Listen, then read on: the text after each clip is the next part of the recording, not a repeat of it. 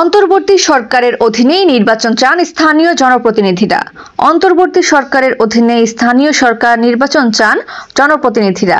জাতীয় নির্বাচনের আগেই স্থানীয় সরকারের ভোট করার পক্ষে মত দিয়েছেন তারা। এক্ষেত্রে জাতীয় প্রতীক না রাখারও দাবি তাদের। সকালে রাজধানীতে নির্বাচন ব্যবস্থা সংস্কার কমিশনের সঙ্গে বৈঠকে এসব প্রস্তাব দেন স্থানীয় প্রতিনিধিরা। নির্বাচন ব্যবস্থা সংস্কারের উদ্দেশ্যে এই আয়োজন। সংস্কার কমিশনের এই বৈঠকে অংশ নেন স্থানীয় সরকারের জনপ্রতিনিধিরা। এতে দাবি তোলা হয় নির্বাচন কমিশনকে আরও শক্তিশালী করার। এই সরকারের অধীনে স্থানীয় সরকার নির্বাচনের দাবি জানান প্রতিনিধিরা। এতে দলীয় প্রতীক বাদ দেওয়ার পরামর্শ তাদের।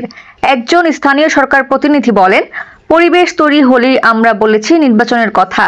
স্থানীয় ও জাতীয় নির্বাচন কিভাবে একসাথে করা যায় বা অল্প সময়ের মধ্যে করা যায় সেটা। স্থানীয় নির্বাচনটা যাতে দ্রুত দেয়। আগের দিনের ভোট রাতে হয়েছে, আমরা এই নির্বাচন আর চাই না। স্থানীয় নির্বাচনে দলীয় কোনো প্রতীক থাকবে না। বৈঠকে রাষ্ট্রপতি নির্বাচন প্রক্রিয়ায় সংস্কার চেয়েছেন প্রতিনিধিরা। এ সময় সংস্কার কমিশনের প্রধান জানান, শেষ দিন পর্যন্ত প্রস্তাবনা নেওয়া হবে। এ মাসের মধ্যেই প্রতিবেদন দেয়া হবে। নির্বাচন ব্যবস্থা সংস্কার কমিশনের প্রধান বদিউল আলম মজুমদার বলেন, বর্তমানে যে অন্তর্বর্তী সরকার আছে, নির্বাচন তার অধীনেই হওয়া উচিত।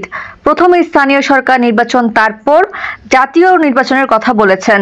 আমরা আগের দিন পর্যন্ত প্রস্তাব নেব, কারণ পরিশীলিত করার সুযোগ থাকবে আমাদের।